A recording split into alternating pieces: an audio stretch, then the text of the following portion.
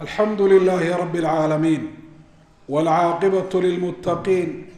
ولا عدوان إلا على الظالمين ثم الصلاة والسلام على عبد الله ورسوله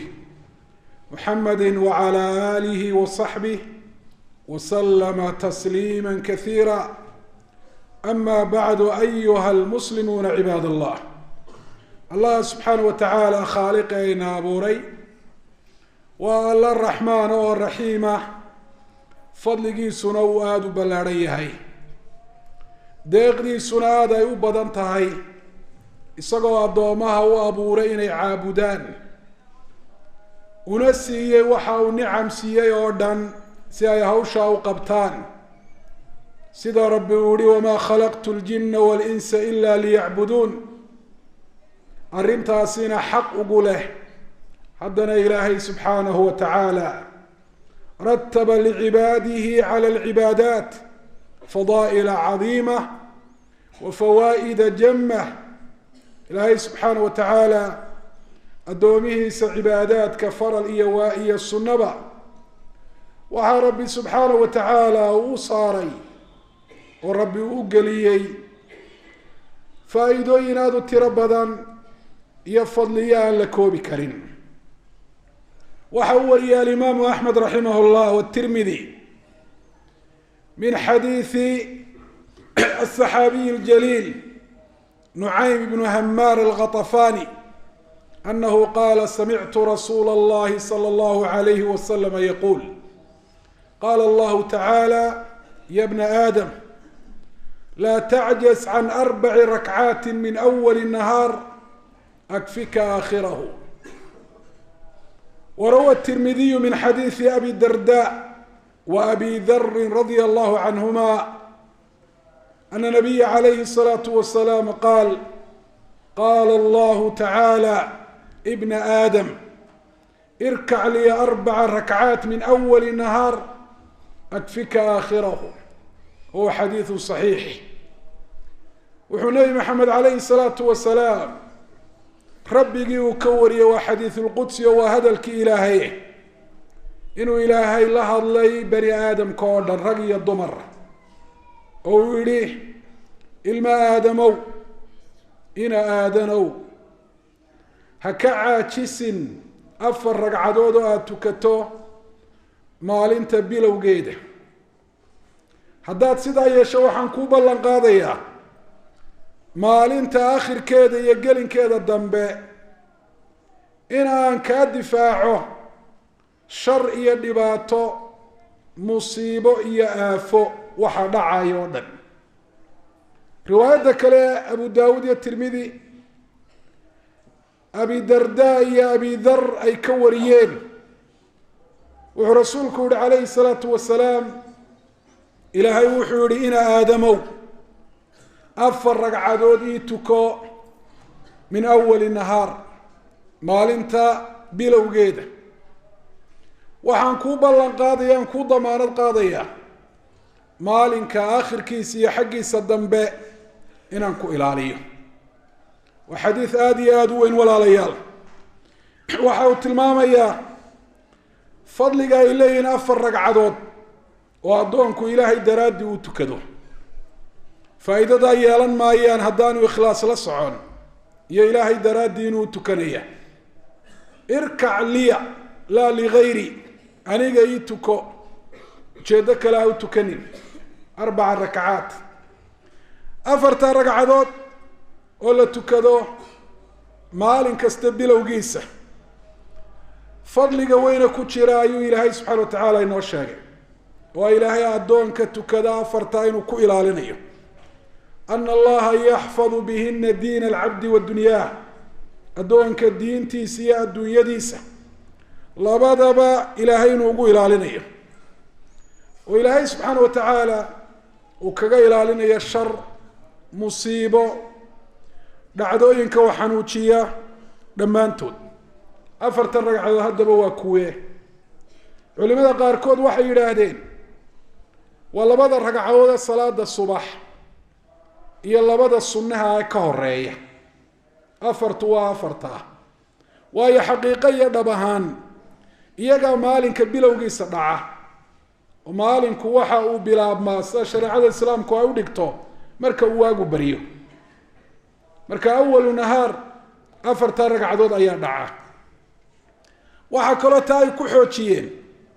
inuu yihi nabigu calayhi salaatu wasalaam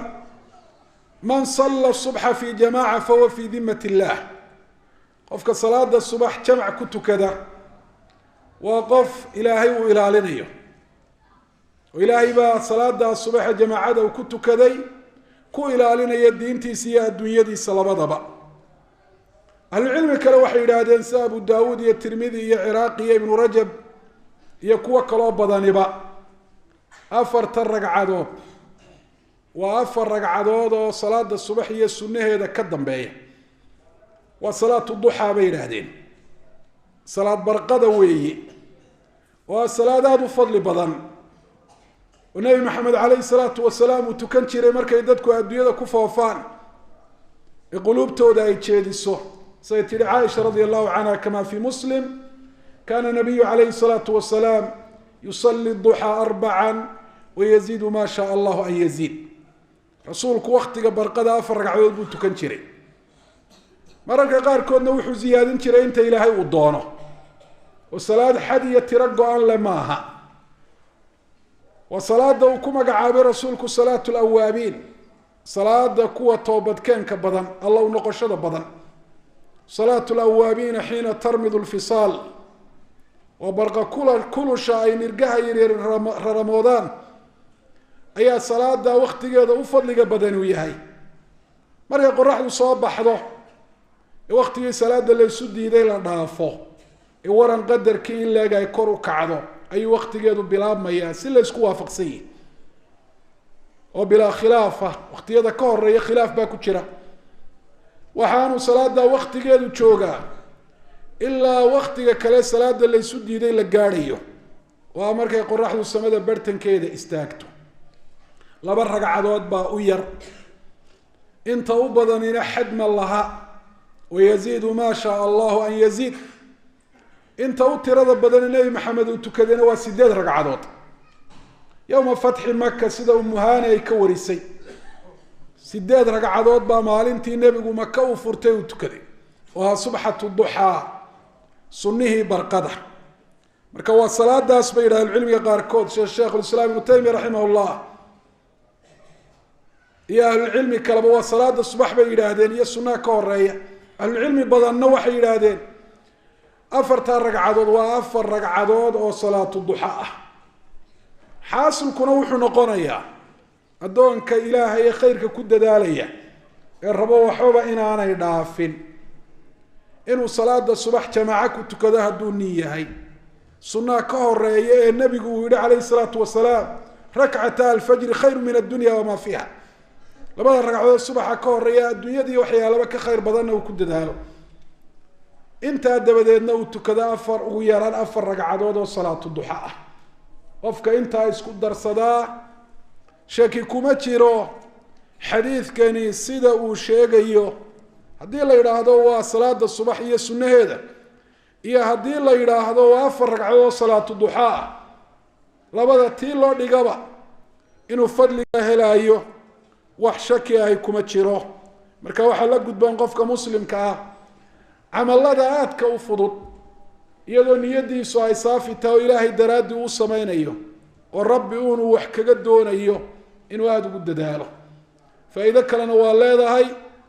oo qofkaasi wuxuu noqonayaa qof kathiiru dikri lilah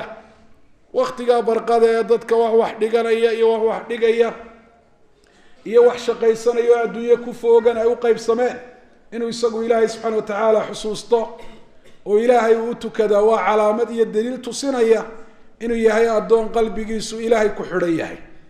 ilaahayna xusuusan xuska ilaahayna marnaba aan ilaabin mooganaana aan ka gelin aqulu qawlii hada waastaqfiru allaha lii walakum alxamdu lilahi rabi اlcaalamiin wاlcaaqibatu lilmuttaqiina walaa cudwana ila clى الظaalimiin ثم الصلاة والسلام على محمد رسول الله وعلى أصحابه والتابعين لهم بإحسان أيها المسلمون عباد الله إلهي سبحانه وتعالى qofka afartaa ragcadood tukada maalinka bilowgiisa iyo gelinkiisa hore wax weyn buu u ballan qaaday. akfika aakhirahu waman kafaahu allah faqad xasala lahu kulu lkhayr waindafaca canhu kulu sharin. qofka ilaahay subxaana wa tacaala uu ku fillaado ee rabbi subxaana wa tacaala uu ilaaliyo ee ilaahay uu noqdo difaacihiisa, waa qof khayr oo dhan helay, shar iyo dhib oo dhanna ka badbaadaya. akfika aakhirahu waa jazaagii, waa abaalmarintii. camalka abaalmarintaa lagu helayaana waa afartaa ragcadood ee la tukado fii awali nahaar. macnuhuna waxa weeye ilaahay baa subxaana wa tacaala addoonkaasi ilaalinaya, yaxfaduhu llah. guud ahaanba waxaa rasuulku calayhi salaatu wasalaam uu inoo sheegay, shareecaduna ay dhigtay, qofka ilaahay subxaana wa tacaala xuquuqdiisa iyo cibaadaadkiisa ilaaliyo ku dadaala, isagana ilaahay inuu ilaalinayo. ixfad illaha yaxfadka, nebi maxamed baa calayhi salaatu wasalaam yidhi. ilaahay diintiisa ilaali, ilaahay xuquuqdiisa dhowr, ilaahay baa subxaana wa tacaala ku ilaalin doona. aljazaau min jinsi alcamal, man xafida xufid. ka ilaaliyo wixii loo diray, abaalmarintiisu waxay noqonaysaa ilaahay subxaana wa tacaala isagana inuu ilaaliyo. ilaahay baa wuxuu addoonkan ka ilaalinayaa maalinka aakhirkiisa iyo intiisa dambe sharka waxa dhacaya oo dhan. ilaahay baa diintiisa u ilaalinaya oo waafajinaya inaanu dayicin oo u guto farallada ilaahay uu saaray. ilaahay baa macaasida ka ilaalinaya, xumaanteeda tusaaya, qalbigiisana ka jeedinaya.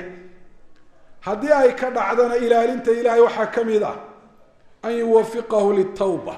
ilaahay toobadkeenka inuu waafajiyo. aw an yakfira lahu rabbuna subxaanah bifadlihi wa manih.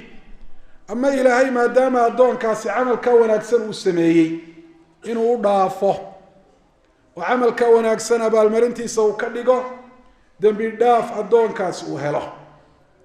ilaahay baa addoonka naftiisa iyo maalkiisa iyo ubadkiisa iyo adduunyadiisa guud ahaan maalinkaa uu